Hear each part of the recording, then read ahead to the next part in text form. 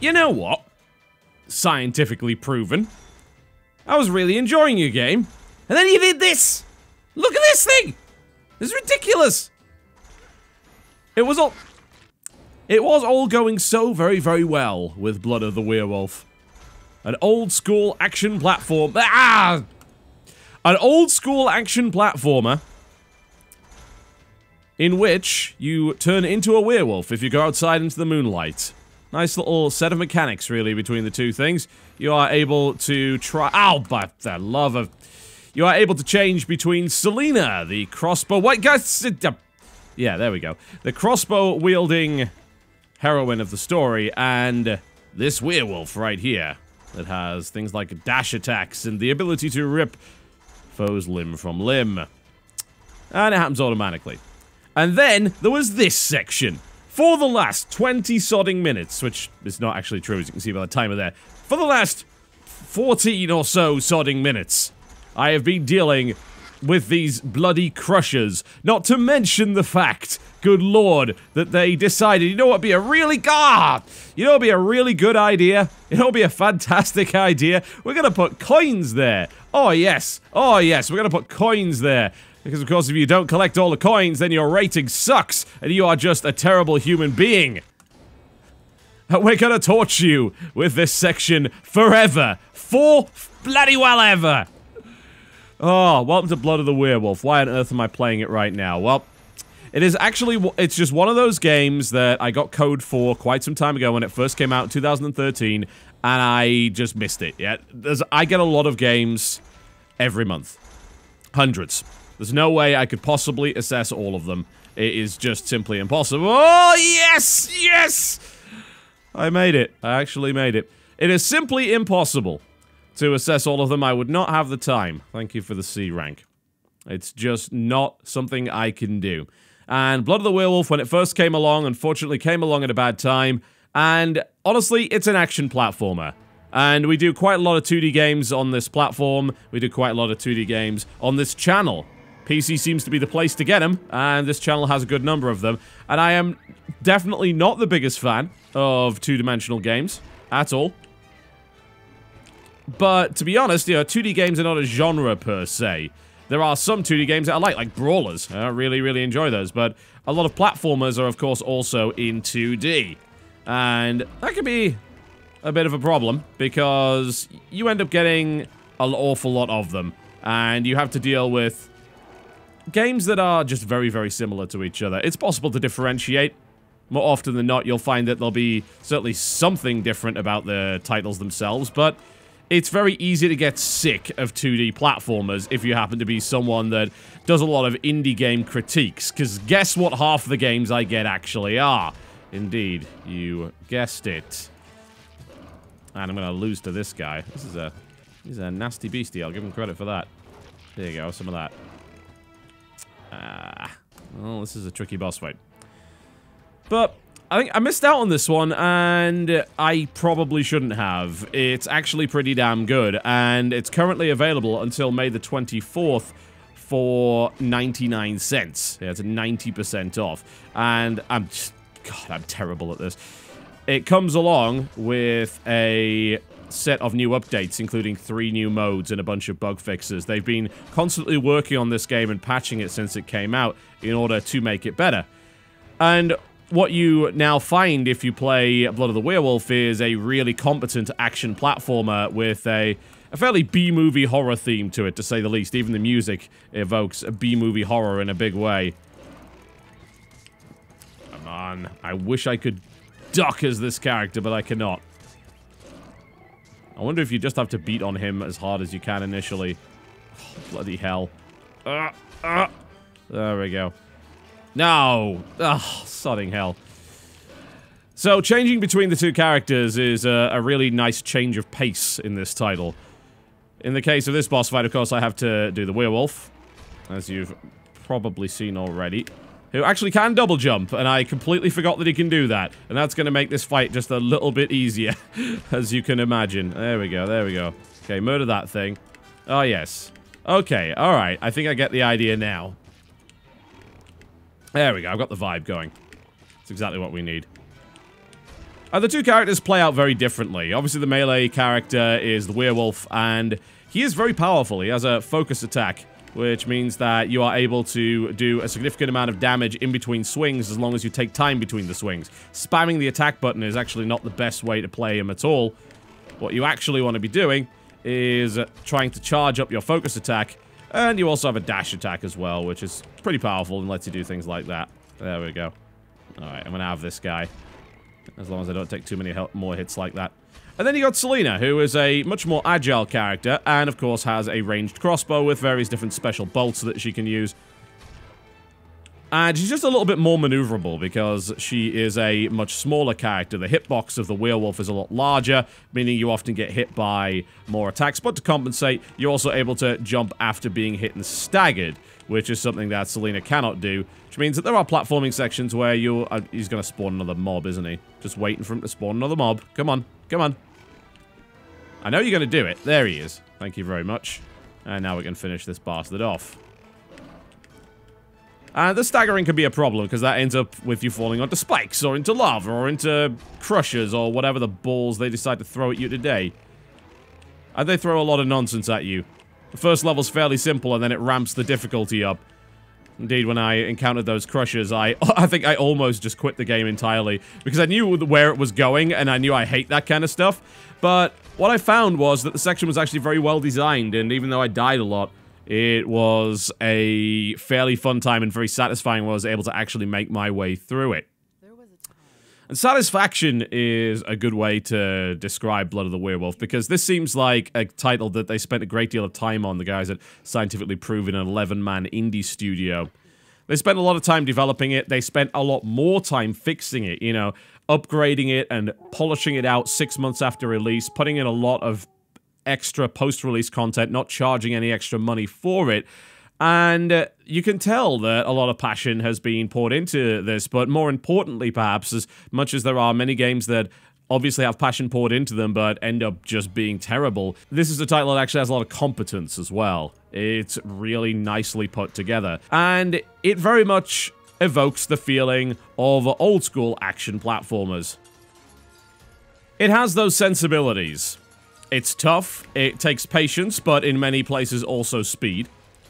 And, of course, the monster slaying is about as satisfying as you would expect from, say, a game like Ghosts and Goblins. I get a bit of vibe.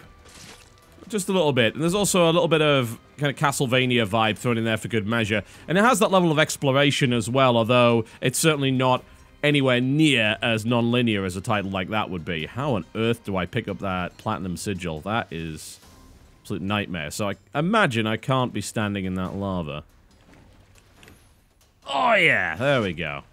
Fantastic, how satisfying. But it does have a few sections where you will be looking around for secrets and be able to go in different directions. But ultimately, the game is far, far more linear. To compare it to something like Ghouls and Ghosts, or heck, even something like Mega Man, as weird as it sounds, considering the subject matter is completely different, would be a little bit more accurate. It's going to present you with some platforming challenges, it's going to present you with some combat challenges, and some thoroughly unpleasant and absolutely hostile environments and enemies to encounter. Oh, bloody hell. Now, the last version of those enemies were killable in one shot. Not anymore, apparently. And what it also does, which is just flat-out evil as far as I'm concerned, but really adds to the level of challenge and the ability to differentiate between how good certain people are at the game, and since it has a leaderboard, that's fairly important, is the fact that your score at the end is determined by how many sigils you actually collected. But the sigils are placed in such a way that you often have to take risks to get them. A lot of them you can get very easily, but things like platinum sigils will involve a risk, things that can outright kill you. And, of course, you noticed earlier in some of the sequences, to get all the sigils, your precision just has to be absolutely outstanding. And it's coming up with new ways to challenge you in every level, and I like that a lot. We had the Crusher sequence, now we've got this sort of Fireball sequence. Before that, we went through the good old classic, the rotating, fiery laser death thingy, which you have seen in many games. That's a good homage to Mega Man and a bunch of other titles like that as well. And I definitely appreciate that. But it ties it in with this old-school B-movie horror theme that thematically at least gives you a little bit of a Castlevania feel, although the game certainly plays out much more like a classic action platformer. And I find it's one of these games that, even though I'm maybe not the biggest fan of action platformers, I certainly prefer them to regular, straight-up platformers or puzzle platformers, it's hard not to appreciate that the level of competence and also just the level of TLC that's been put into this. And I say TLC, not DLC, thankfully. A lot of tender loving care, obvious passion for the product, and while it certainly may not be anything original, I missed the Platinum Sigil, didn't I? That's going to upset me. Oh, yes, the arbitrary elevator section. Jeez, this could have been on the Super Nintendo, and hell, if it was, it would have been critically acclaimed, I feel, because it's damn good at what it does. And I think the difference between just being purely subjective and saying, well, yeah, I didn't really enjoy the game, and trying to be as objective as possible and saying, look, you know, what this game does, it does really well. And I say objective as possible because you can still argue those points, but they are at least based to some degree in objectivity. It's something that you have to keep in mind if you're going to make videos about games or write articles about games, because being fair, bloody hell, being fair is something that you should be bearing in mind, and it really should be your absolute priority. I might hate on various games, as some people will use the terminology, rather puerile and childish terminology as far as I'm concerned, but I may heavily critique and criticize a particular title, but I'm trying to be fair all the time. You know, I don't go out of my way to go in there with an agenda, and I certainly don't try and lie about a game. That would ruin my reputation, and I'd be done as a critic. It's simple as that. It's not a very good idea. It's how to kill your career in one foul swoop. And part of being fair is being able to recognize that while it's a genre that you don't enjoy, it does something really, really well within that genre. And I'm in the fortunate position in this case of actually not only feeling like the game does things objectively well, but also that I'm actually enjoying the overall feel of it.